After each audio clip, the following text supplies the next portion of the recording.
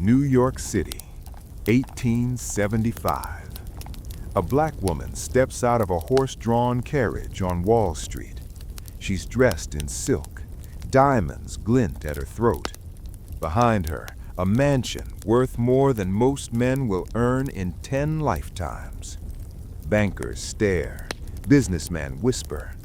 She owns more real estate in Manhattan than almost anyone in the city. Her name is Mary Ellen Pleasant, and she's worth over $30 million in today's money. But if you looked at her 50 years earlier, you'd see something impossible to believe. A girl, barefoot, shackled, sold. This is the untold story of the woman who went from slave to millionaire to the most feared power broker in San Francisco. Mary Ellen Pleasant was born around 1814. The exact date? Unknown. The exact place? Disputed. Some say Georgia, others say Virginia.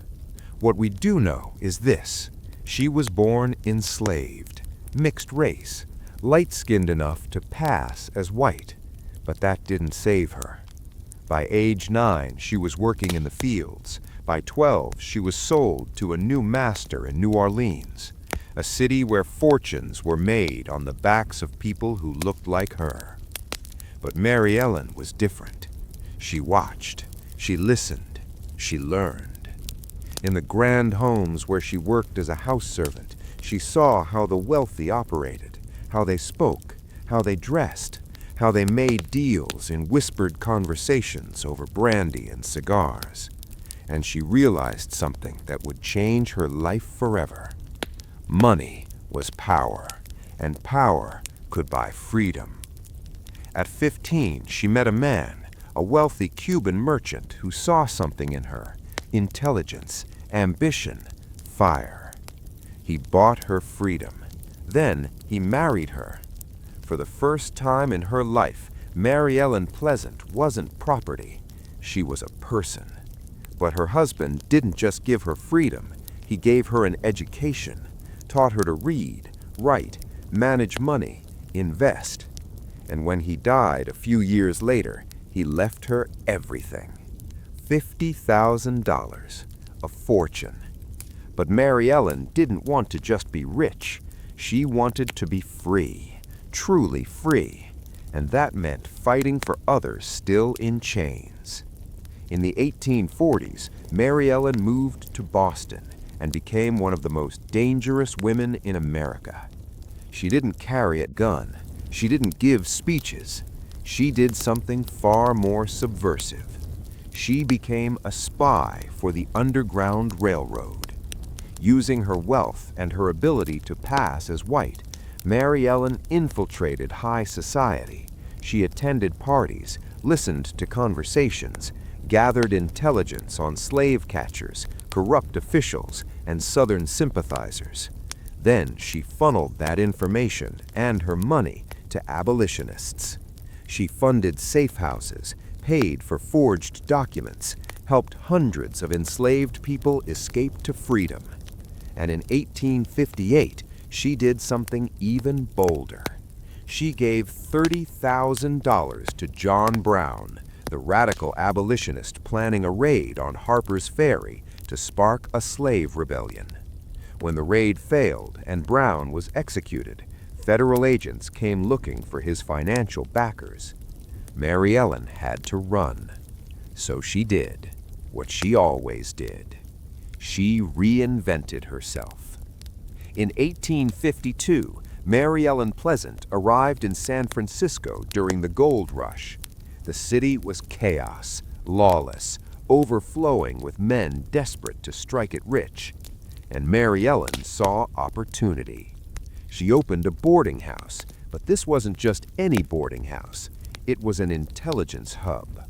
Wealthy miners, businessmen, and politicians stayed there. And while they ate her food and slept in her beds, they talked about stock tips, land deals, business ventures. Mary Ellen listened to everything, and she invested.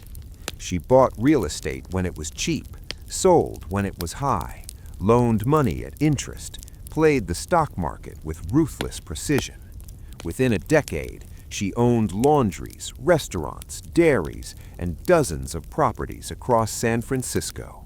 She became one of the wealthiest women in California. But she didn't stop there. Mary Ellen Pleasant had power now, and she used it. She bankrolled political campaigns, funded lawsuits against racist laws, hired the best lawyers in the state to fight for black civil rights. In 1868, she won a landmark case that desegregated San Francisco's streetcars decades before Rosa Parks. But power always comes with a price. By the 1870s, Mary Ellen Pleasant was a legend, and legends make enemies. The white elite of San Francisco despised her. A black woman with wealth, influence, and no fear? Unthinkable. So they did what powerful people always do when they can't control someone. They destroyed her reputation. Newspapers called her a voodoo queen, accused her of blackmail, claimed she ran brothels and manipulated wealthy men with dark magic. None of it was true, but the smear campaign worked. In 1884, a scandal erupted involving one of her business partners, a millionaire named Thomas Bell. When Bell died under mysterious circumstances, the press blamed Mary Ellen. They called her a murderer, a witch, a monster. Her businesses were boycotted, her properties vandalized, her name dragged through the mud. And the courts, those same courts she'd fought so hard to change, turned against her. She lost lawsuit after lawsuit, her fortune drained in legal fees. By the 1990s, Mary Ellen Pleasant, once worth millions, was nearly broke. Mary Ellen Pleasant died in 1904. She was 89 years old. No mansion, no fortune, no fanfare, just a small funeral and a modest grave. For decades, history forgot her. The newspapers that slandered her, they became the official record. The fortune she built, erased. The lives she saved, unmentioned. But here's what they couldn't erase. Mary Ellen Pleasant fought for freedom when it was illegal. She built an empire when women, especially black women, weren't even allowed to own property in most states. She funded the Underground Railroad, desegregated public transportation, stood up to the most powerful men in California. And she did it all without apology. Today, there's a small plaque in San Francisco that reads, "She was a friend of John Brown." That's it. No mention of her wealth, her brilliance, her courage. Just 6 words. But those 6 words tell you everything you need to know. History loves to celebrate self-made men, but it often forgets the women who had to fight twice as hard, risk twice as much, and still ended up erased from the story. Mary Ellen Pleasant was born a slave. She died a legend. And even though they tried to bury her name, her spirit remains untold. And that is the untold spirit.